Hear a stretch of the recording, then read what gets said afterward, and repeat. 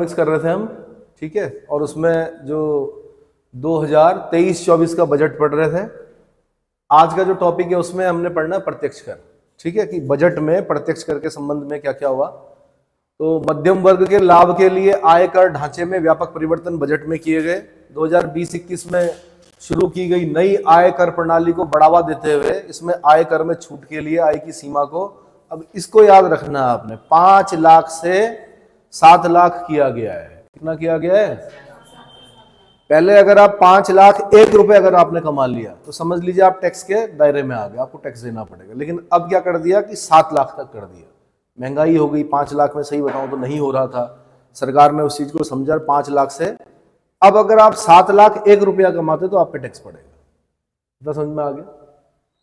तथा कर स्लैब की संख्या को 6 से घटाकर 5 किया गया है। टैक्स स्लैब की संख्या को, फिर इसको याद करना आपने इस लाइन को, टैक्स स्लैब की संख्या को घटाकर कितना कर दिया गया? 6 से 5 कर दिया गया। पुरानी कर प्रणाली जो किराया भत्ते, HRA, हाउस रेंट, किराया भत्ते तथा निवेश और एवं बचतों पर कर छूटें उपलब्ध कराती है, में आयकर ढांचे में कोई परिवर्तन नहीं किया गया है। आपको पता होगा कि अगर आप जैसे इंश्योरेंस करा दें तो क्या होता है कि जब आप टैक्स दे रहे होते हैं तो उसमें छूट मिलती है। मुझे ऐसा लगता है, ज़्यादा मैं जानकारी नहीं है लेकिन फिर भी बताता हूँ कि लगभग 1.5 लाख रुपए तक का अगर आपने इंश्योरेंस करा रखा और आप टैक्स दे रहे हो तो उसमें क्या वो 1.5 लाख रुपए क्या हो जाते हैं, अपने आप डिडक्ट हो जाते हैं, मतलब कम हो जाते हैं। उस पर टैक्स नहीं, मतलब टैक्स के दायरे में नहीं आएगा वो, ठीक है। लेकिन हाँ, आपने देखा होगा कि पहले जब आप इंश्योरेंस कराते थे तो उसमें लेकिन अब उसमें क्या होता है, अब जो किस्तें हैं आपकी, किसकी? इंश्योरेंस की, वो बड़ी है, उसमें GST जुड़ के आता है ना, ठीक है। नई कर प्रणाली में 7 लाख तक की आय कर मुक्त है, किंतु 7 लाख में 1 रुपया भी अधिक आय होने पर कर योग्य आय की गणना रुपए 3 लाख से ऊपर की आय पर की जाएगी। इतना समझ में आ गया? ठीक। नई कर व्यवस्था के तहत भी अब वेतन भोगियों को रुपए 50,000 तक की मानक कटौती यानी स्टैंडर्ड डिडक्शन अनुमान्य पेंशन भोगियों के लिए 15,000 तक ही उपलब्ध की गई है। अब थोड़ा ना इन पर खास ध्यान दिया करो। वेतन भोगियों के लिए जो नई कर व्यवस्था है उसमें वेतन भोगियों के लिए मानक कटौती यानी स्टैंडर्ड डिडक्शन कितना है? 50,000 रुपए। कितना?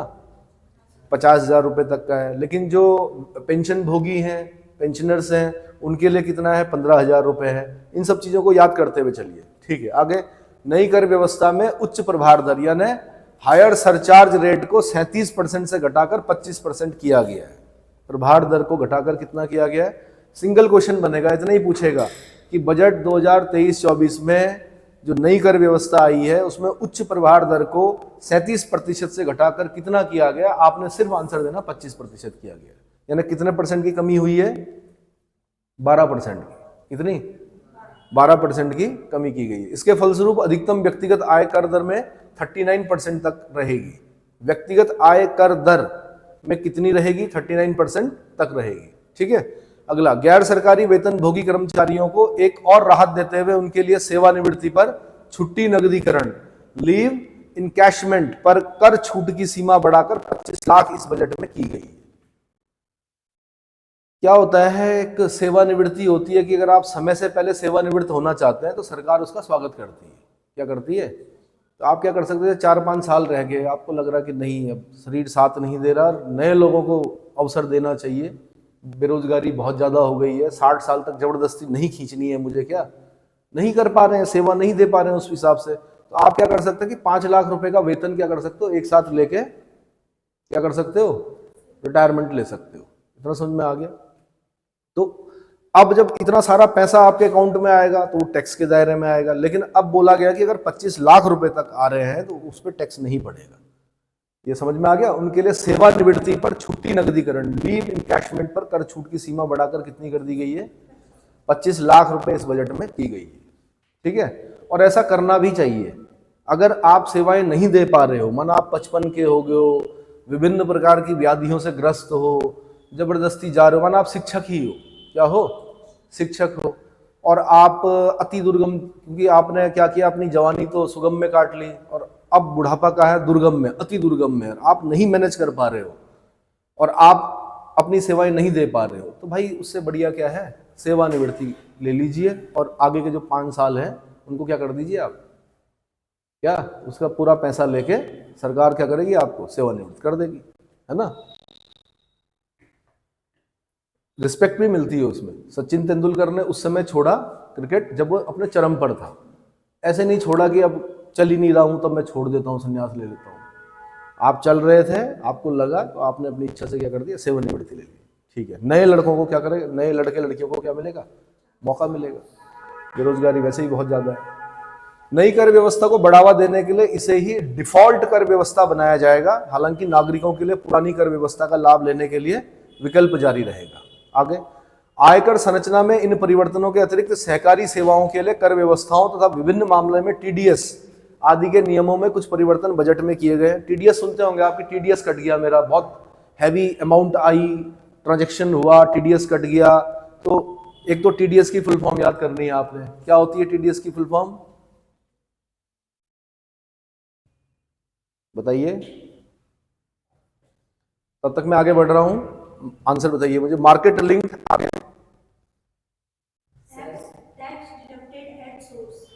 Tax deducted at source.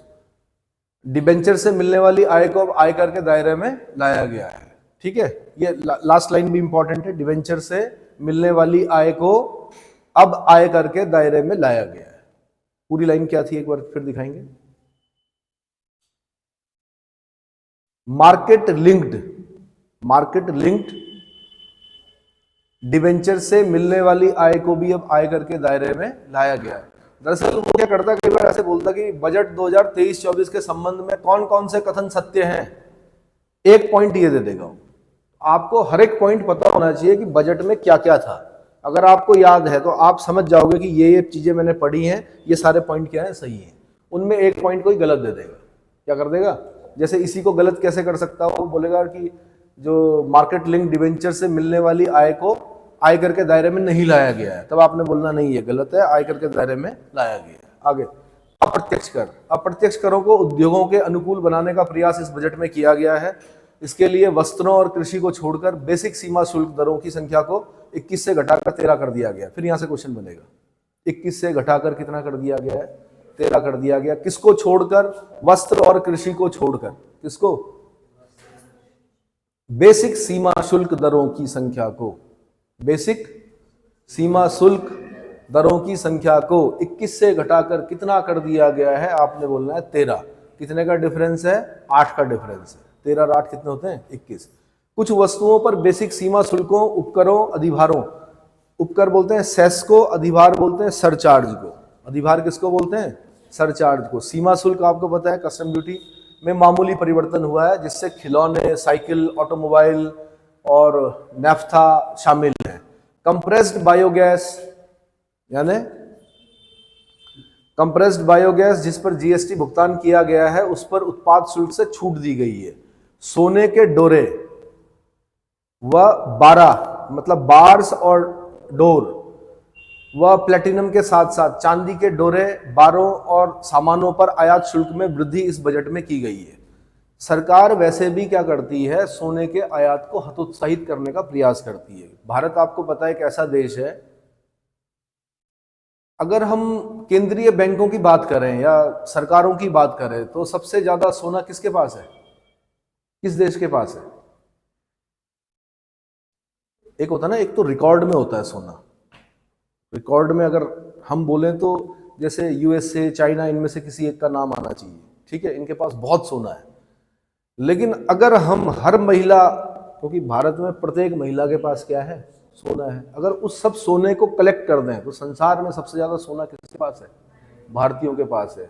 बेवकूफ नहीं थे हमारे पूर्वज, उन्होंने जो ये गहने वहने बनाए हैं, ये आपातकाल में क्या है, काम आने वाली चीजें होती हैं। उनको पता है कि स्वर्ण का रेट कभी भी क्या नहीं होगा, कम नहीं होगा, ठीक है। तो अगर सारी महिलाओं के सोने को जोड़ दो तो संसार का सबसे ज्यादा सोना क्या है, भारत के पास है। लेकिन अगर रिकॉर्डेड सोने की, जो रिकॉर्ड जिस सोने का होता है, जैसे आरबीआई के पास सोना है ना, सरकार का जो सोना है, तो उसमें हम बहुत पीछे हैं अभी। चाइना, अमेरिका, चाइना, ये बहुत आगे हैं हमसे, ठीक है, गोल्ड में। तो सरकार चाहती है कि ज्यादा आयात ना करें, क्योंकि सोना कोई इसेंशियल गुड्स में नहीं आता है। ऐसा नहीं है कि आपके पास सोना नहीं होगा तो आप जी नहीं पाओगे। सोना तो क्यों लेता है आदमी, क्यों लेता है? इन्वेस्टमेंट के लिए भी लेता है। मतलब पैसा ज्यादा हो गया, गोल्ड ले लिया। भाई दो ही चीजों की तो रेट बढ़ रहे हैं, एक गोल्ड के और एक किसके, जमीन के। बल्कि अब गोल्ड पर भी सरकार ने कुछ पाबंदियां की है, कुछ ऐसे नियम बनाए जिससे कि गोल्ड भी क्या है, अब पता रहेगा किस साल का कैसा है ना। तो लोग फिर जमीन पर कर रहे हैं, इसलिए आपने देखा होगा जमीनों के रेट क्या है, बहुत हाई हो रहे हैं। उत्तराखंड में भू कानून ले आइए, जमीन के रेट अपने आप हो जाएंगे। क्या ले आइए? और भू कानून बहुत जरूरी है उत्तराखंड के लिए, अन्यथा क्या होगा, ये सारे पहाड़ आपको कैसे दिखेंगे, पूंजीपतियों के हाथ में चले जाएंगे और आपके खेत खलियान सब क्या हो जाएंगे, बड़े बड़े उद्योग नहीं खोलेंगे, उनको पता है यहाँ पर्यटन है, होटल खुलेंगे बड़े बड़े। ठीक है, उससे वो होगा। लेकिन चलो जी, ये क्या कहाँ पहुंचे हम? 12 इस बजट में की ज्ञातव्य है कि विनिर्दिष्ट सिगरेटों पर राष्ट्रीय आपात आकस्मिकता शुल्क, नेशनल कैलोरिटी कंटिजेंट ड्यूटी, NCCD को 3 वर्ष पूर्व संशोधित किया गया था। इसमें लगभग 16% की वृद्धि नए बजट में की गई है। तंबाकू उत्पादों पर सरकार क्या करती, बहुत ज्यादा टैक्स लगाती है, फिर भी उसकी मांग क्या नहीं होती है, कम नहीं होती है, बढ़ती ही जाती है, बढ़ ही रही है। सरकार ने बहुत प्रयास किया। सरकार ने कहा किसी भी खाद्य जो पदार्थ है उसमें क्या नहीं होगा, तंबाकू नहीं होगा। पहले तो जो टूथपेस्ट होता था उसमें भी तंबाकू होता था, अब नहीं डाल सकते तंबाकू। पहले तंबाकू, नमक, तेल, उसका पेस्ट बनता था तो उसमें नहीं डाल सकते। गुटखा आता था, गुटखे में तंबाकू नहीं डाल सकते, इसलिए देखा होगा आपने गुटखा खाने वाले अब 2 पुड़िया लेते हैं। एक किसकी लेते हैं, पान मसाला की, क्योंकि पान मसाला को FCCI ने क्या कर रखा, खाद्य उसमें डाल रखा है। किसमें? जबकि हमारी परंपरा जो थी वो पान थी। क्या थी? पान से कभी भी नुकसान नहीं हुआ लोगों को, सुपारी से नुकसान हो सकता है एक बार के लिए। उसी पान को ड्राई करके सुखा के उसका पान मसाला बनाया गया, सुपारी ऊपरी डाल के, और उसमें बाद में उसकी हैबिट लग जाए इसलिए उसमें क्या डाला गया, तंबाकू डाला गया। वो क्या बन गया, गुटखा बन गया। उसको और ज्यादा वो करने के लिए, ताकि और लत लगे लोगों को, उसमें बहुत सारी चीजें ऐसी डाली गई जिससे कि क्या हो गया, आदमी एडिक्टेड हो गया। तो सरकार ने फिर एक नियम लाई जिससे ये बोला गया कि किसी भी खाद्य जो पदार्थ होगा, मतलब खाद्य सामग्री होगी, उसमें तंबाकू का प्रयोग नहीं किया जाएगा। लेकिन लोगों ने, जो ये तंबाकू उद्योग वाले हैं, उन्होंने तरीका निकाला और सुप्रीम कोर्ट के डिसीजन का, माननीय उच्चतम न्यायालय का डिसीजन का पालन करते हुए कुछ ऐसा कर दिया कि फंसे भी नहीं और बिक भी जाए। तो 2 पुड़िया बना दी उन्होंने। क्या बना दी? तंबाकू अलग और उसे नाम दे दिया क्या, तुलसी। क्या नाम दिया? किसके साथ, किसके साथ आती तुलसी? एक होता है ना पैकेट, नाम भूल गया मैं। चलो, अन्य महत्वपूर्ण बजटीय घोषणाएं। अब आदमी तो तुलसी समझ के खाएगा ना, और है उसमें तंबाकू। क्या बोलते हैं उसको, किसी को याद है? रजनीगंधा, रजनीगंधा तुलसी, रजनीगंधा तुलसी, है ना। तो भ्रामक विज्ञापनों के लिए भी सरकार ने क्या किया है, कानून बनाया है कि अगर आप भ्रामक विज्ञापन करते हो तो आप पर क्या पड़ेगा, फाइन पड़ेगा। क्या पड़ेगा? और उसमें कोचिंग इंस्टीट्यूट भी आते हैं। क्या आते हैं? अगर आपने भ्रामक विज्ञापन कर दिया कि सीटें थी भाई केवल 900 IAS की, और ऊपर के जो टॉपर थे वो 100 टॉपरों की फोटो जब गिनी गई सारे इंस्टीट्यूटों में, तो कितनी आई, लगभग 3500 के आसपास संख्या हो रही थी। 100 लोगों को 3500 बनाकर क्या कर दिया आपने, बड़े बड़े होल्डिंग और क्या कर दिए, बैनर पोस्टर लगा दिए। अब जो बच्चा तैयारी करने वाला जा रहा है वहां पर, वो क्या हो गया, भ्रमित हो गया। भ्रमित होकर क्या हो गया, उनका तो हो गया, फीस आ गई, लेकिन सरकार ने नकेल कसने के लिए सब पर 1 लाख रुपए का क्या किया, फाइन लगाया। 1 लाख रुपए बहुत कम है उनके लिए, लेकिन सबसे बड़ी चीज होती है नाम खराब होना। तो नाम खराब हो चुका है। ठीक है। अब है अन्य महत्वपूर्ण बजटीय घोषणाएं। रेलवे के लिए पूंजी परिव्यय अब तक का सर्वोच्च 2.40 लाख करोड़ रेलवे के लिए पूंजी परिव्यय अब तक का सर्वोच्च कितने 2.40 लाख करोड़ रुपए, ये याद करना पड़ेगा। हाई प्रोफाइल बागवानी फसलों के लिए गुणवत्तापूर्ण पौध, आगे गुणवत्ता पौध सामग्री उपलब्ध कराने के लिए कितने, ये 22,000 करोड़ रुपए के परिव्यय के आत्मनिर्भर बागवानी स्वच्छ पौध कार्यक्रम शुरू किया गया है।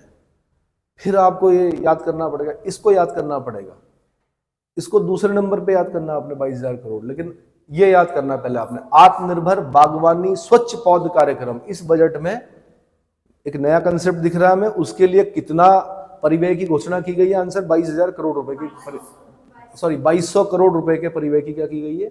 घोषणा की गई है। 2200 करोड़ रुपए, कितने?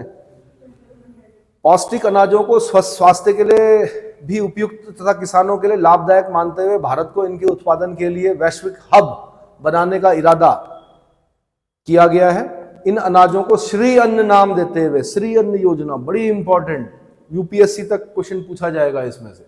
श्री अन्न नाम देते हुए इनके उत्पादन को बढ़ावा देने के लिए भारतीय बाजरा अनुसंधान संस्थान हैदराबाद को उत्कृष्टता केंद्र के रूप में क्या किया गया है? बढ़ावा देने की घोषणा की गई है। भारतीय बाजरा अनुसंधान संस्थान कहाँ है? हैदराबाद में है। कहाँ पर है? और हैदराबाद किस नदी के किनारे है? मूसी नदी के किनारे है। और मूसी किसकी ट्रिब्यूटरी है? मूसी किसकी ट्रिब्यूटरी है? कई बार बता चुका हूं मैं। या तो आपको अपने पे भरोसा हो पूरा 100%, आप पूछ रहे हो दरअसल मेरे से, बता नहीं रहे हो। जब कृष्णा, तो कृष्णा साइन ऑफ इंट्रोगेशन, कृष्णा मतलब आंसर, ठीक है। तो हैदराबाद समझ में आ गया, को उत्कृष्टता केंद्र के रूप में बढ़ावा देने की घोषणा की। श्री अन्न अनाजों में ज्वार, अब फिर पूछेगा यहां से क्वेश्चन, श्री अन्न में कौन कौन आता है? नंबर 1 ज्वार, कौन आता है? नंबर 2 बाजरा, नंबर 3 कुट्टू, नंबर 4 रामदाना, नंबर 5 कंगनी, नंबर 6 कुटकी, नंबर 7 कोदो, नंबर 8 चीना व सामा। इनको याद करना पड़ेगा। क्या करेगा वो? 3 में से उठाएगा, ज्वार बाजरा सुना होगा, ठीक है। या फिर अगर मैं क्वेश्चन बनाता तो मैं ऐसे अनाजों से बनाता जो आपने सुने ही नहीं। कंगनी सुना है कभी? नहीं सुना। कोदो सुना होगा, कोदो सुना होगा। मैं पूछता कहां से? मैं पूछता श्री अन्न में कौन कौन शामिल हैं, तो मैं रामदाना परिचित हो? नहीं पता हो। रामदाना, दूसरा मैं कंगनी पूछता, चौथा मैं चीना पूछता, तीसरा चीना पूछता, चौथा सामा पूछता, और आपसे पूछता कौन कौन शामिल है। तो आप कहते यार ये तो हमने कभी खाया ही नहीं। खाने को तो आपने ज्वार बाजरा भी नहीं खाया, पर कम से कम नाम तो सुना होगा कि मैंने मुट्ठी भर बाजरे के लिए हिंदुस्तान की सल्तनत को खो दिया था। किसने कहा? शेरशाह सूरी ने कहा, है ना। तो चलो, कुट्टू भी सुने ही होगा। कुछ लोग ऊपर वाले को भी क्या करते हैं? धोखा देते हैं कि आज हमारा व्रत है, आज हम कुट्टू का आटा खाएंगे। अरे भाई क्यों खाओगे? व्रत है तो मत खाओ ना। किसने कहा आपको? आज जी हम बिना नमक का आलू खाएंगे क्योंकि कंदमूल है। मन को बहलाने वाली चीजें नहीं लिया जा रहा, मत लो भाई व्रत, है ना। ऊपर वाले को भी धोखा। चलो, 2023-24 के लिए कृषि ऋण का लक्ष्य रुपए 20 लाख करोड़। कृषि ऋण का लक्ष्य कितना?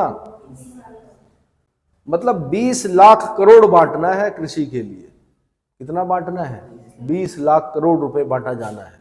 अगला, भूगोल भाषा सहित कई क्षेत्रों में उत्कृष्ट पुस्तकों की उपलब्धता बढ़ाने के लिए एक बड़ी इंपॉर्टेंट, बहुत बहुत बहुत इंपॉर्टेंट राष्ट्रीय डिजिटल बाल एवं किशोर पुस्तकालय की स्थापना की जाएगी। अगर आप इंटरव्यू में मेरे पास आते, मैं यहां से क्वेश्चन पूछता आपसे कि मुझे राष्ट्रीय डिजिटल बाल एवं किशोर पुस्तकालय के संबंध में जितनी भी आपकी जानकारी है उससे मुझे अवगत कराएं। कितनी जानकारी है आपको? कितनी जानकारी है? नहीं जानकारी है तो आज आपको क्या करना है? आज आपका होमवर्क यही है कि राष्ट्रीय डिजिटल, इसको हाँ तब सही रहेगा।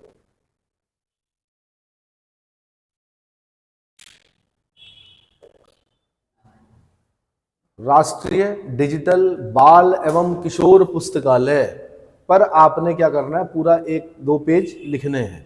क्या करने हैं? 2 पेज लिखने हैं, कल मुझे दिखाना है आपको, ठीक है, कि पुस्तकालय की स्थापना की जाएगी। अगला, अनुसूचित जनजातियों के लिए विकास कार्य योजना के तहत अगले 3 वर्षों में प्रधानमंत्री पीवीटीजी विकास कार्यक्रम, प्रधानमंत्री पर्टिकुलरली वल्नरेबल, ये वीई लिखा हुआ, वीयू होना चाहिए मेरे ख्याल से, वल्नरेबल, वल्नरेबल मतलब वीक होता है, vulnerable tribal groups development mission, बहुत इंपॉर्टेंट। अगर आप सिविल सेवा में जाना चाह रहे हो तो आपने इन योजनाओं से नफरत नहीं करने की। क्या अजीब सी प्रधानमंत्री particularly vulnerable tribal groups development mission, काम तो यही करना है ना आपने। आगे चलकर जब आप सिविल सेवक बन जाएंगे तो आपने इन्हीं योजनाओं को इम्प्लीमेंट करना है। क्या करना है?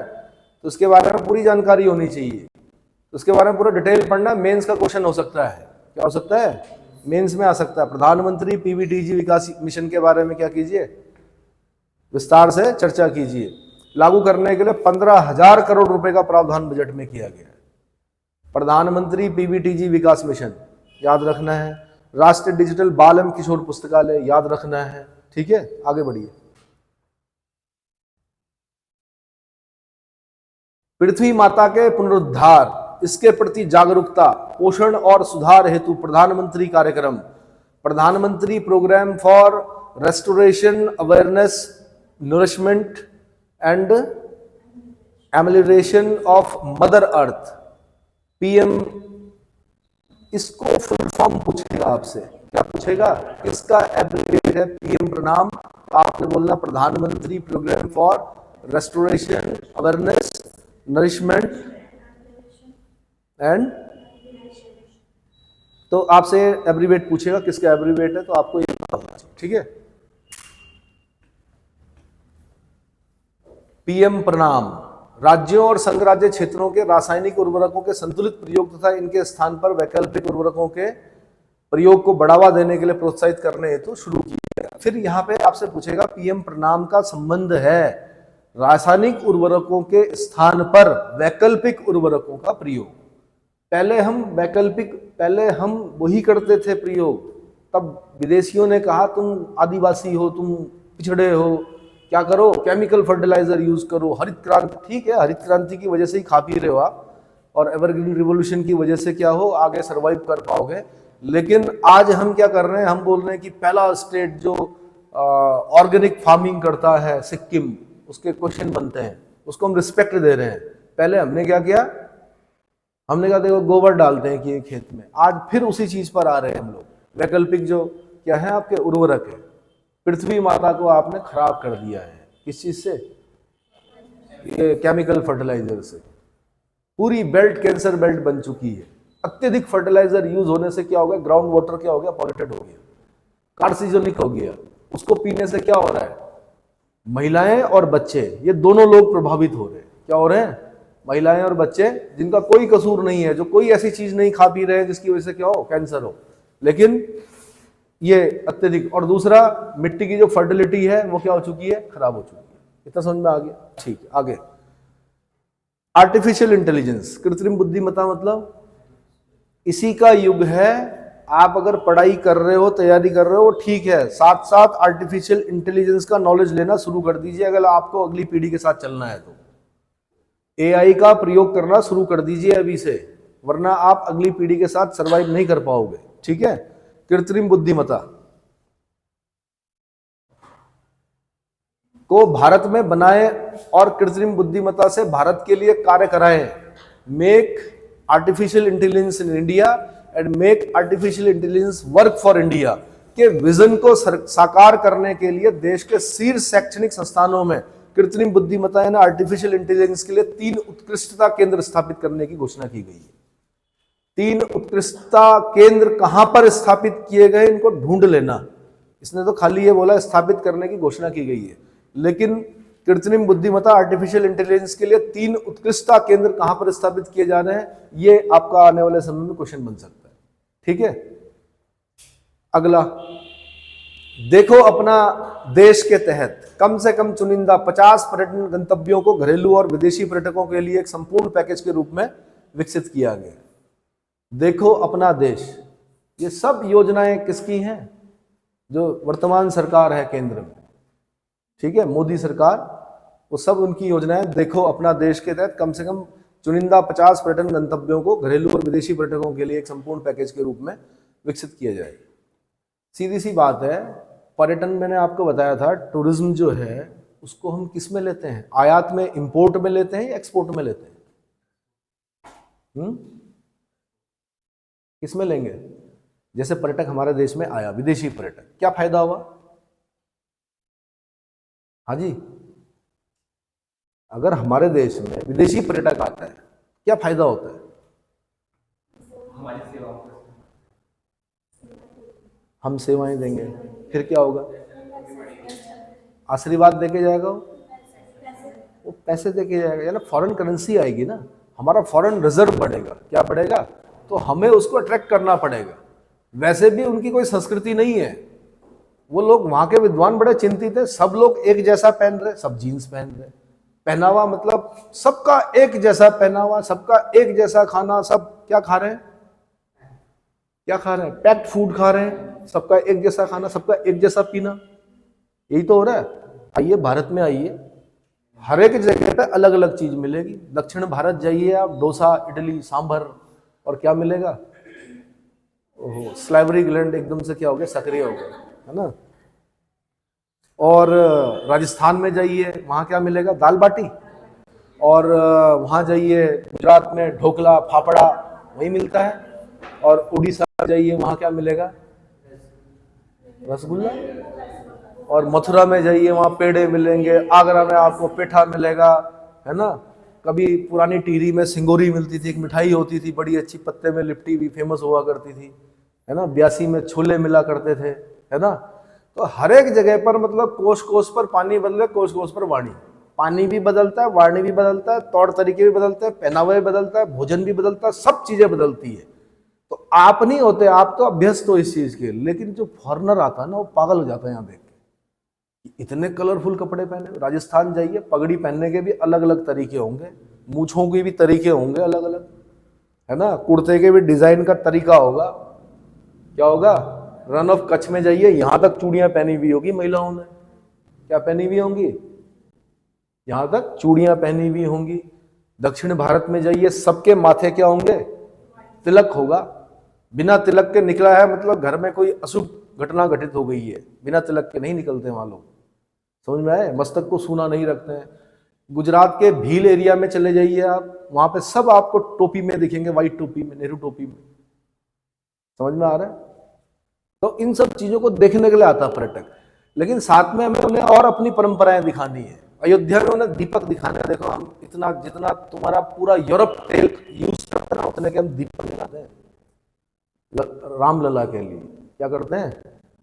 समझ में आया? उतना एडिबल ऑयल, और हमारे देश में होता नहीं है, हम इंपोर्ट करना पड़ता है। लेकिन हम दिल के नहीं है कि अपने प्रभु के लिए क्या दीपक जला देते हैं। और अभी परसों मैं पहुंचे तुलसी में, देखिए क्या क्यों कर रहे हैं हम ये। देखो, अरब देशों की समझ में आ गया कि हमारा तेल एक ना एक दिन खत्म हो जाएगा। उसने टूरिज्म को बढ़ावा देने के लिए कोई, जितने भी, जैसे कोई बुर्ज खलीफा बना रहा, कोई पाम आइलैंड बना रहा। क्यों बना रहे हैं लोग? क्योंकि आने वाले समय में उनकी इकोनॉमी, उनकी जो वंशज है, वो टूरिज्म से खाएंगे। तेल नहीं होगा वहां पर, किससे खाएंगे? टूरिज्म से खाएंगे। अब हम किससे, हमें क्या बेचना है? हमें अपनी बेचना नहीं है, दिखानी है खाली। क्या दिखानी है? संस्कृति। और उस संस्कृति से देखा होगा आपने कि वो लोग आ रहे हैं, हमारी संस्कृति को अडॉप्ट कर रहे हैं। जो एक लड़का भारतीय है और जो लड़की है वो विदेशी है, और वो दुल्हन के जोड़े में है, 7 फेरे ले रही है, पूरी परंपराओं का निर्वहन कर रही है। क्यों? क्योंकि वो वास्तव में हमारी संस्कृति से क्या हो रहे हैं? प्रभावित हो रहे हैं भाई। अगर वो जैसे आपसे पूछेंगे कि आप कहाँ रहते हो, आप बोलेंगे मैं अपने मम्मी पापा के साथ रहता हूँ, बड़े हैरान होते हैं, मम्मी पापा के साथ रहते हैं, क्योंकि उनके देश में ये ट्रेंड नहीं है। आप बोलोगे मैं मम्मी पापा के साथ ही नहीं रहता हूँ, मैं, मेरे भाई बहन, मेरी बुआ, क्या बोलते हैं, दादी, चाचा, ताऊ, सब हम एक संयुक्त परिवार में रहते हैं। वो कहते हैं क्या गजब, वहां नहीं है कंसेप्ट। ठीक है। वो जब 7 फेरे ले रहे होते हैं तो पूछते हैं, वो दुल्हन पूछती है किससे? पंडित जी से, कि क्या बोल रहे हैं ये? तो पंडित जी फिर बताता है कोई उसे कि 7 फेरों के 7वां जन्म प्यारी दुल्हनिया भूल ना जाना। मतलब ये 7 फेरे आपने काट दिए, अब 7 जन्मों तक साथ निभाना पड़ेगा। वहां तो 7 दिन साथ नहीं देते। इसीलिए भारतीय पुरुषों को बहुत ज्यादा क्या किया जा रहा है, अब समय है अभी भी, क्या है, क्यों? क्योंकि वो ईमानदार होते हैं किसके प्रति? हालांकि अब पोल्यूशन आ गया है, बहुत सारी वेब सीरीज, बहुत सारी मूवीज, इन्होंने क्या कर दिया, सब गड़बड़ कर दिया है, लेकिन जो जीन है वो कैसा है? ईमानदार है। कैसा है? ईमानदार है। ठीक है, खासकर अपने लाइफ पार्टनर के लिए। चलिए जी,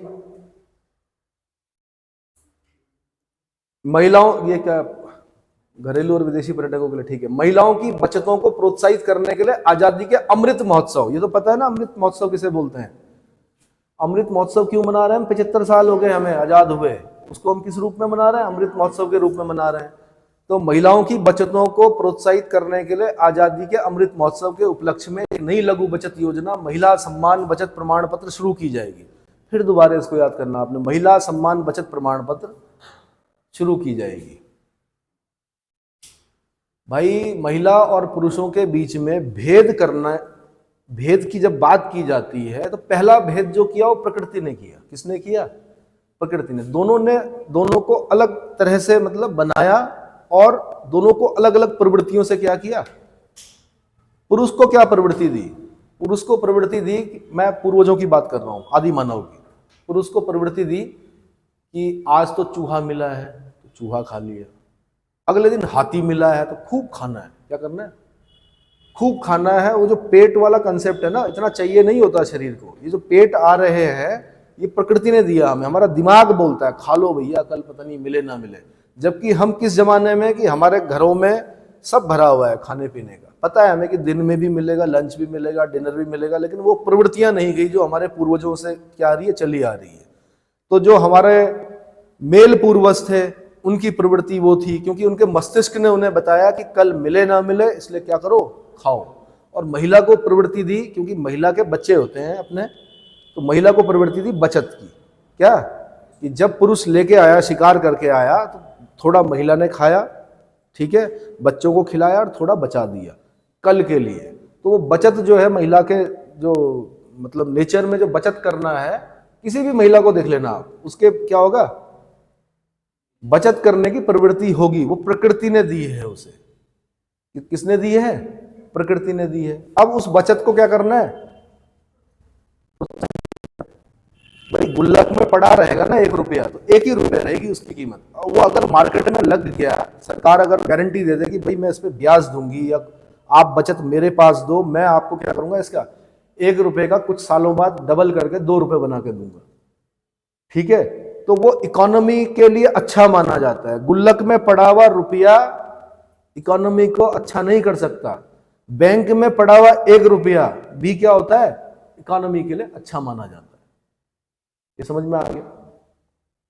इसीलिए प्रधानमंत्री मोदी जब बने तो सबसे पहले वो जो एक योजना आई थी, बैंक खाता खुलवाया गया था, क्या क्या नाम था? प्रधानमंत्री जनधन योजना। कितने करोड़ खाते खुलवाए गए? हमारा जो नागरिक था वो डरता था बैंक जाने में, ठीक है, खाता खुलवाने में। खाता खुल गया, अब वो क्या करेगा, जितने भी, एक तो डायरेक्ट बेनिफिट स्कीम उसके खाते में आएंगी, ऐसा तो है नहीं आते ही वो खा जाएगा। अगर भाई एक रात भी अगर अकाउंट में पैसा रहता है, उस पर भी ब्याज क्या होता है, मतलब वो भी काम आता है किसके, सरकार के। बैंक क्या करता है, उद्योगपतियों को देता है। अगर एक रात के लिए भी दे रहा है तो कुछ ना कुछ क्या हो रहा है, निवेश हो रहा है, इन्वेस्टमेंट हो रहा है। ये योजना इसलिए लाई गई थी। इसलिए नहीं लाई गई थी कि आप बैंक जाओ और क्या करो, पासबुक दिखाओ अपनी कि हाँ मेरा भी एसबीआई में खाता है। इसलिए किया गया था क्योंकि इस चीज को इकोनॉमिस्ट समझ सकते हैं कि प्रधानमंत्री जनधन योजना के पीछे का उद्देश्य क्या था। अगर उस खाते में 1 रुपया भी पड़ा हुआ, और अगर 50 करोड़ लोग हैं, 50 करोड़ लोगों के खाते में 1-1 रुपये पड़ा हुआ, तो 50 करोड़ रुपए होते हैं। कितने होते हैं? और 50 करोड़ रुपए का निवेश अगर हम किसी उद्योग में करते हैं, किसी योजना में करते हैं, तो उस योजना से फिर क्या होगा, प्रॉफिट होगा। समझ में आ गया?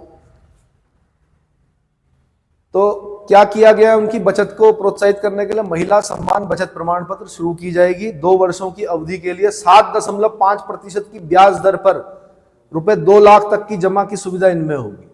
अरे भैया बहुत ज्यादा है। कौन देता, कौन सा बैंक दे रहा है आपको 7.5%? कोई भी नहीं दे रहा। आप 1 लाख रुपए जमा करो, ज्यादा 3% 4% ही तो देंगे। कितना देंगे? इतना ही देंगे। 7.5% बहुत ज्यादा है। इसलिए अब जो घरों में है जमा, उसको क्या करो, इस योजना के तहत जमा कर दो। 7.5% क्या मिलेगा, है ना, 2 लाख रुपए तक। कितने तक? आगे, सीमावर्ती गांवों में पर्यटन के बुनियादी ढांचों का विकास वाइब्रेंट विलेज प्रोग्राम के तहत किया जाएगा और पर्यटन सुविधा प्रदान की जाएगी। छोटी छोटी चीजों पर ध्यान देना पड़ता है। अंतिम गांव की माड़ा, डर लगता था जाने में। अंतिम गांव है भैया, इसके बाद कुछ नहीं, इसके बाद चाइना आएगी। अब है पहला गांव। इससे बहुत फर्क पड़ता है। क्या पड़ता है? आप लोग नहीं समझते होंगे, ये विद्वान लोग समझते हैं। जैसे सिख गुरु जो थे ना, उन्होंने क्या किया, लड़कों के नाम के आगे सिंह लगा दिया। क्या लगा दिया? अब एक बच्चे को अगर हम बचपन से बोलेंगे ना, तो चूहा है, चूहा है, चूहा है, तो चूहे जैसा ही होगा, मतलब उसका चिकन हार्टेड होगा वो। लेकिन हमने बचपन से बोला तू सिंह है, तू क्या है, शेर है, तू शेर है, तू शेर है। तो जब भी लड़ने की बारी आएगी तो सबसे आगे वो बच्चा दिखेगा आपको। कौन? उसके अंदर कॉन्फिडेंस होगा कि मैं सिंह हूं। क्या हूं? समझ में आया? तो नामों में इतना क्या होता है, चमत्कार होता है। क्या होता है? समझ में आ रहा है ना? तो इसीलिए मैं बोलता हूं बार बार कि तैयारी में भी क्या कीजिए, ये मत नकारात्मक बातें मत कीजिए कि नहीं होगा। हमेशा बोलिए होगा। और इस झूठ को तब तक दोहराइए जब तक कि वो सच नहीं हो जाता। क्या नहीं हो जाता? किसी भी झूठ को तब तक दोहराओ। ये तो झूठी है अभी कि हो जाएगा। अभी कहाँ होगा, 4 पन्ने पड़े हो जाएगा? नहीं होगा, मैं भी जानता हूँ। पर इस झूठ को तब तक दोहराओ जब तक वो सच नहीं हो जाता। जिस दिन कॉल लेटर आया तब समझ लेना कि जो हमने वो झूठ बोला था 1 साल पहले, वो क्या हो गया। अब हमने रोज दोहराया, उसके लिए काम भी करना है, वो सच हो गया। अब क्या हुआ, 1000 लोगों ने आपको बोला नहीं होता है आईएएस में, बहुत कठिन होता है। आपके दिमाग में फीड हो गई वो चीज, नहीं होता है। आप तैयारी कर तो रहे हो, लेकिन दिमाग में उन 1000 लोगों की वो क्या होती है, फूफी, चाची, ताई, ताऊ, है ना, कौन कौन होते हैं रिश्तेदारों, बताओ। मामा, मामी, दादा, दादी, नाना, नानी, सब ने बोला नहीं नहीं नहीं होता, नहीं होता। अब यहां से इस डाई से एक आदमी बोल रहा होता है, मैंने देखा है, तो अभी आपका विश्वास नहीं बन रहा है। तो लेकिन धीरे धीरे मैं इस चीज को तब तक दोहराऊंगा जब तक कि आपके दिमाग में उन 1000 लोगों की चीजें क्या नहीं हो जाती, वनिश नहीं कर देता मैं, जब तक आपके दिमाग में कॉन्फिडेंस नहीं बढ़ जाता कि होता है। भाई पढ़ने से होता है, लेकिन किससे होता है? पढ़ने से। और पढ़ना बहुत कठिन है? नहीं है, पढ़ना बहुत आसान है। क्या है? जेसीबी चलाना बहुत कठिन है भाई, पोकलेन चलाना बहुत कठिन है, सीवर के पाइप के अंदर जाकर सीवर साफ करना बहुत कठिन है, ऑटो चलाना बहुत कठिन है, रात भर खड़े रहना कि यात्री आएगा और फिर बस के पीछे भागना बहुत कठिन है। क्या? बस के पीछे भागना बहुत कठिन है।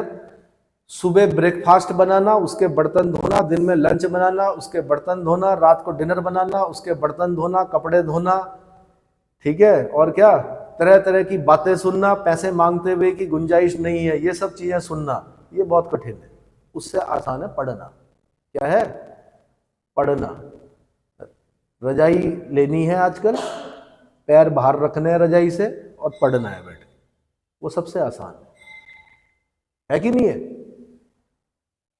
माने नहीं। चलो मैं भी तब तक दोहराऊंगा जब तक सच नहीं हो जाता।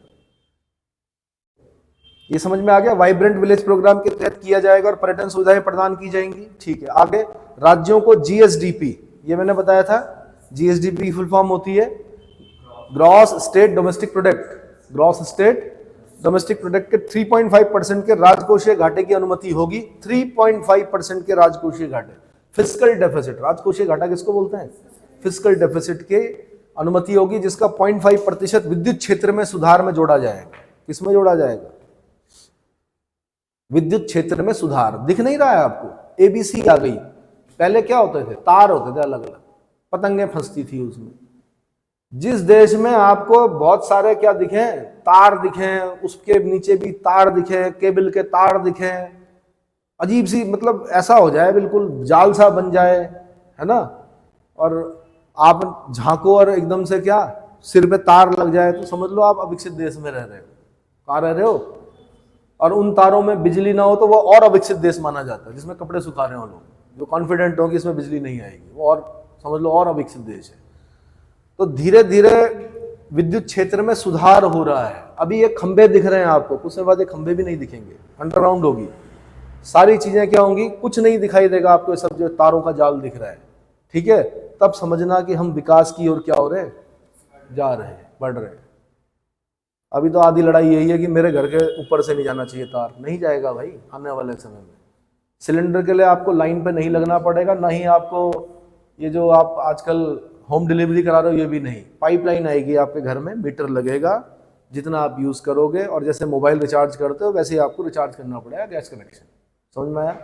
बिजली भी हो सकता है कि प्राइवेट हाथों में चली जाए, कई जो बड़े शहर हैं वहां पर प्राइवेट जो क्या है, मतलब सरकार की नहीं है बिजली, किसकी है, बड़े जो घराने उद्योगपति हैं उनकी बिजली है, वो बेचते हैं अपने हिसाब से। तो आपको क्या करना पड़ता है, रिचार्ज करना पड़ता है, तो उस हिसाब से बिजली आएगी आपके, ठीक है। और दूसरा, जितनी विद्युत खपत होगी समझ लो उतना विकास कर रहे हो आप। मैंने आपको बताया भी था कि अगर आपने टॉयलेट में 0 वाट का बल्ब लगा रखा, किचन में 0 वाट का बल्ब लगा रखा, बार बार बंद कर रहे हो, इसका मतलब आर्थिक स्थिति अच्छी नहीं है आपकी। आपका बिल आ रहा है 50,000 रुपए, 1 लाख रुपए, 2 लाख रुपए, इसका मतलब आपकी आर्थिक स्थिति क्या है। ऐसी देश की भी देखी जाती है, प्रति व्यक्ति विद्युत खपत देखी जाती है कितनी है। अगर प्रति व्यक्ति विद्युत खपत ज्यादा है इसका मतलब आप विकसित हो, और अगर आपकी प्रति व्यक्ति विद्युत खपत कम है इसका मतलब आप अविकसित हो। समझ में आ गया?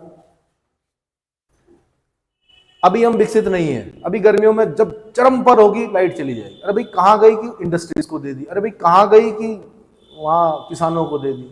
तो यार तुम इतना नहीं बना सके बिजली की पूरी बढ़ती हुई जनसंख्या की ऊर्जा आवश्यकता को पूरा कर सको, इसका मतलब आप विकसित हो ही नहीं। तो आपको विकसित होने के लिए क्या करना पड़ेगा, अर्थव्यवस्था पर और ध्यान देना पड़ेगा। समझ में आ गया? ठीक है, आगे। प्राथमिक क्षेत्र के ऋण की अप्रयुक्त राशि से शहरी अवसंरचना विकास निधि, जो अवसंरचना बोलते हैं इंफ्रास्ट्रक्चर, अवसंरचना मतलब शहर के इंफ्रास्ट्रक्चर को विकास करने वाली जो निधि है, UIDF बोलते हैं उसको। अर्बन फुल फॉर्म निकालिए, infrastructure development fund. Urban infrastructure development fund की स्थापना की जाएगी। बहुत बड़ी चीज है, प्राथमिक क्षेत्र के ऋण की अप्रयुक्त राशि। प्राथमिक क्षेत्र में क्या आता है, एक अगर आम शब्द में बोलूं तो एग्रीकल्चर आता है। क्या आता है? एग्रीकल्चर आता है, पशुपालन आता है। तो अगर जो हमने बोल दिया भाई इतने लाख करोड़ रुपए ऋण देना है, क्या करना है, ऋण देना। अब माना नहीं लिया ऋण लोगों ने और वो बच गया, तो वो कहां यूज होगा, वो अर्बन इंफ्रास्ट्रक्चर डेवलपमेंट फंड की स्थापना की जाएगी। क्या की जाएगी? जिसका प्रबंधन बोलते हैं मैनेजमेंट को, राष्ट्रीय आवास बैंक, नेशनल हाउसिंग बैंक द्वारा। मैं यहां से क्वेश्चन पूछता, अगर मुझे पेपर बनाने के लिए दिया जाता तो मैं यहां से क्वेश्चन पूछता कि जो UIDF की स्थापना करने की बात कर रही है सरकार बजट में, प्राथमिक क्षेत्र के ऋण की अप्रयुक्त राशि, यानी प्राथमिक क्षेत्र के लिए ऋण दिया जाना था लेकिन वो राशि प्रयुक्त नहीं हुई, वो राशि बच गई। माना 20 लाख करोड़ में से खाली माना बोल रहा हूं मैं, 20 लाख करोड़ में से 15 लाख करोड़ ही प्रयुक्त हुए, 5 लाख करोड़ रुपए क्या हो गए, बच गए, नहीं हुए प्रयुक्त। तो उसका क्या करेंगे हम, अर्बन इंफ्रास्ट्रक्चर डेवलपमेंट फंड की स्थापना करेंगे। अब मैं यहां से पूछूंगा कि इस अर्बन इंफ्रास्ट्रक्चर डेवलपमेंट फंड का प्रबंधन यानी मैनेजमेंट कौन देखेगा, तब आप बोलेंगे राष्ट्रीय आवास बैंक द्वारा किया जाएगा, नेशनल हाउसिंग बैंक द्वारा किया जाएगा। फंड का उपयोग टियर 2 तथा टियर 3 शहरों में शहरी अवसंरचना के निर्माण के लिए सार्वजनिक एजेंसियों द्वारा किया जाएगा। आगे, चक्रीय अर्थव्यवस्था, सर्कुलर इकोनॉमी को बढ़ावा देने के उद्देश्य से गोवर्धन, बड़ा इंपॉर्टेंट, गोवर्धन पूजा नहीं, दूसरा है ये गोवर्धन, तथा galvanising organic bio agro resources धन नामक योजना के तहत 10,000 करोड़ के कुल निवेश के साथ 500 नए अपशिष्ट से वेस्ट टू वेल्थ संयंत्र स्थापित किए जाएंगे। अपशिष्ट से आमदनी, शहरों में, गांव, कहीं पर भी जो अपशिष्ट हैं बचे हुए, उनसे अब क्या करना है? आमदनी करनी है। क्या करनी है? आमदनी करनी। सब चीजें अपशिष्ट में आती। घरे में ये जो घर घर कूड़ा गाड़ी आ रही है, ये क्या कर रही है बताओ? आपसे कूड़ा ले रही है, क्या कर रही होगी उसके बाद? जो कूड़े का, जो उस जगह का मालिक है, कभी उसकी इनकम पूछना कितनी है, कितने में होगी? करोड़ में। और इस काम को कौन कर रहे हैं? इस काम को ऐसे लोग कर रहे हैं जिन्होंने, कुछ मैंने ऐसे उदाहरण देखे हैं कि आईआईटी कर रखा है, लेकिन किसका काम कर रहे हैं? कूड़े का काम कर रहे हैं। क्या निकाल रहे हैं वहां से? यही अपशिष्ट से आमदनी। अपशिष्ट से, जिसको आपने मान लिया बेकार है, उसको फिर दोबारा क्या कर रहे हैं? यूज करने वाले, मतलब अलग अलग छान कर आदमी लगा रखे हैं, खुद नहीं कर रहे हैं वो आदमी, कर्मचारी रोजगार दे रहे हैं उन लोगों को। सबको रोजगार मिल रहा है, जो इकट्ठा करके ला रहा उसको भी रोजगार मिल रहा, जो वहां पर छान रहा उसको भी, वो प्लास्टिक अलग कर रहा, पॉलिथीन अलग कर रहा, जो खाने पीने की वस्तुएं उनको अलग कर रहा, उसकी खाद बना रहा, उसमें वर्मी कल्चर, केंचुए कर रहा है। वहीं जितना भी आपका खाने का सामान है उससे वो सुअर पालन कर रहा है। सुअर पालन समझते हो? क्योंकि फिर वो पॉर्क बनाकर, पैकेट बनाकर उसको बेच रहा है। इतनी आमदनी हो रही, करोड़ों में हो रही है आमदनी। तो अब दो चीजों में कमाई है, एक कबाड़ में, ये इस तरह का अपशिष्ट में, और दूसरा है अब जो सरकार ने नया कानून लेके आई है। कौन सा? जैसे गाड़ी पुरानी हो गई आपकी, क्या करते हो आप उसको? पहले तो नहीं करते थे, पहले तो 50-50 साल तक चलाते थे। क्या चल रही? मारुति 800। किसने ली थी? दादाजी ने ली थी। फिर किसने चलाई? पिताजी ने। फिर कौन चला रहा? मैं चला रहा। अब नहीं होता ऐसा। अब नए कानून है, इतने साल आप गाड़ी सड़क पर चलाओगे, उसके बाद क्या करोगे उसको? अरे बोलो भाई, बेचेंगे क्यों यार? खत्म करना पड़ेगा उसको आपको। उसके टायर निकाल कर उसको पिचकाना पड़ेगा। क्या बोलते हैं उसको? नहीं सुना? सुना है तो ढूंढो फिर। अगर नहीं दिमाग में आ रहा है तो मोबाइल में बताओ कौन सा कानून है। दूसरा ज्यादा पैसा जो है अब वो किस में होगा? स्क्रैप, न्यू स्क्रैप पॉलिसी है उसमें, इसमें है। लेकिन उसके लिए निवेश चाहिए। स्क्रैप करने के लिए ऐसा तो है नहीं कि हथौड़ों से करोगे आप, मशीन लानी पड़ेगी आपको। एक अच्छा निवेश कीजिए। आपको अगर जगह है, लोन देगा बैंक आपको, आप मशीनें लेके आइए, और वहां पे क्या होगा? जितने भी पुरानी गाड़ियां होंगी उनको क्या किया जाएगा? उसमें बहुत अच्छा पैसा। समझ में आ रहा है? तो 500 नए अपशिष्ट से आमदनी, वेस्ट टू वेल्थ संयंत्र स्थापित किए जाएंगे। अब देख लो आप, कब आई थी वेस्ट स्क्रैप पॉलिसी? कब आई थी? 1-2 साल पहले की बात है, शायद 2-3 साल पहले। वहां से यूपीएससी क्वेश्चन पूछ चुकी है। फिर प्रधानमंत्री कौशल विकास योजना 4.0। कौशल बोलते हैं स्किल को। किसको बोलते हैं? स्किल। हमारे देश में सबसे 1 अप्रैल 2022 को कंफर्म हो, न्यू स्क्रैप पॉलिसी जो एक्ट आया, उस पर कानून आया। हाँ, 22 में आया, बिल्कुल ठीक है। प्रधानमंत्री, मैंने कहा हमारा देश सबसे ज्यादा युवाओं वाला देश है। चीन जो है सबसे बूढ़े लोगों का देश है। सबसे ज्यादा बूढ़े कहाँ हैं? चाइना में। सबसे ज्यादा युवा कहाँ हैं? भारत में। ये हमारे लिए अच्छी बात है। लेकिन बुरी बात यह है कि स्किल्ड नहीं है। क्या नहीं है? आप लोग यहाँ पर तैयारी इसलिए कर रहे हो क्योंकि आप स्किल्ड नहीं हो। अगर आप स्किल्ड होते तो आप अपना काम कर रहे होते। क्या कर रहे होते?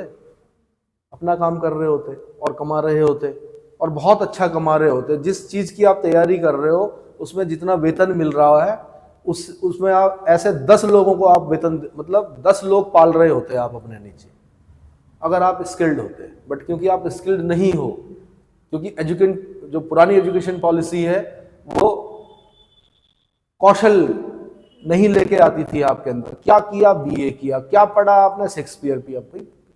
शेक्सपियर के ड्रामे पढ़ के क्या करोगे आप? त्रिवेणी घाट में जाके लोगों को सुनाओगे और लोग आपके चादर में पैसे डालेंगे? पागल बोलेंगे। क्या बोलेंगे? स्किल तो हो नहीं, तो फिर क्या है? एक तो आपकी एजुकेशन पॉलिसी, नई एजुकेशन पॉलिसी लानी पड़ी, ये पता है, नई शिक्षा नीति लानी पड़ी। दूसरा, इस पर ध्यान दिया जा रहा है, तो ये काफी समय से चल रहा है, लेकिन प्रधानमंत्री कौशल विकास योजना अब जो हम जिसको बोल रहे हैं 4.0 है। क्या है?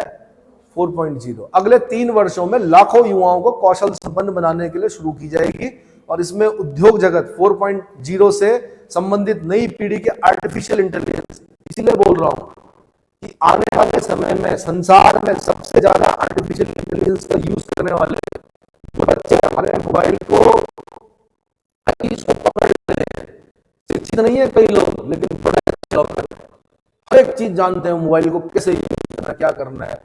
तो उनको अगर आर्टिफिशियल इंटेलिजेंस पता चलेगी तो जो विदेशी लोग हैं ना, वो बना तो रहे, लेकिन वहां का युवा दूसरे किस्म का है, वो ज्यादा नहीं कर पाता है उतना। लेकिन हमारा युवा क्या करेगा? आर्टिफिशियल इंटेलिजेंस का यूज करेगा। आने वाले समय में देखना, पूरे संसार के लोग हमसे सेवाएं ले रहे होंगे आर्टिफिशियल इंटेलिजेंस की। भले ही बनी बाहर है आर्टिफिशियल इंटेलिजेंस, लेकिन क्या है, उसका यूज जो करेंगे कौन करेंगे? हम करेंगे। रोबोटिक्स, आने वाले समय में रोबोटिक्स में जितने भी क्या है यार, हो गया है काम शुरू, डॉक्टर्स की आवश्यकता नहीं है, ऑपरेट जो होगा रोबोटिक्स से होगा।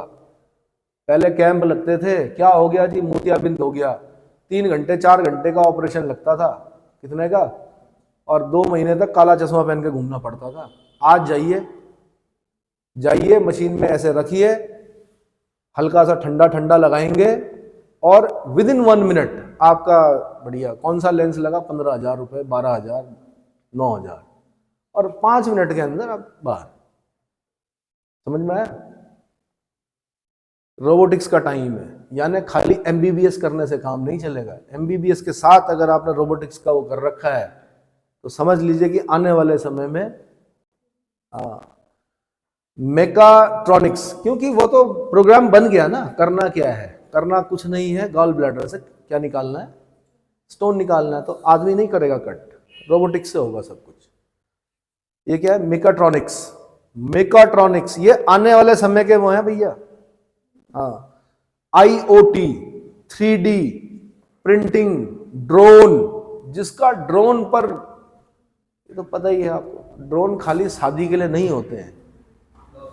आपने शादियों में देखे होंगे, ड्रोन का यूज कई जगह पर हो रहा है, एग्रीकल्चर में हो रहा है।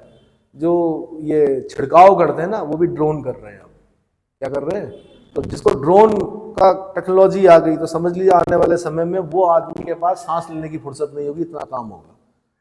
सॉफ्ट स्किल जैसे पाठ्यक्रम शामिल किए जाएंगे। क्या किए जाएंगे? समझ में आ गया? उससे काम नहीं चलेगा। A=P 1 + R/100 फॉर्मूला लगा रहे हैं। अरे भैया,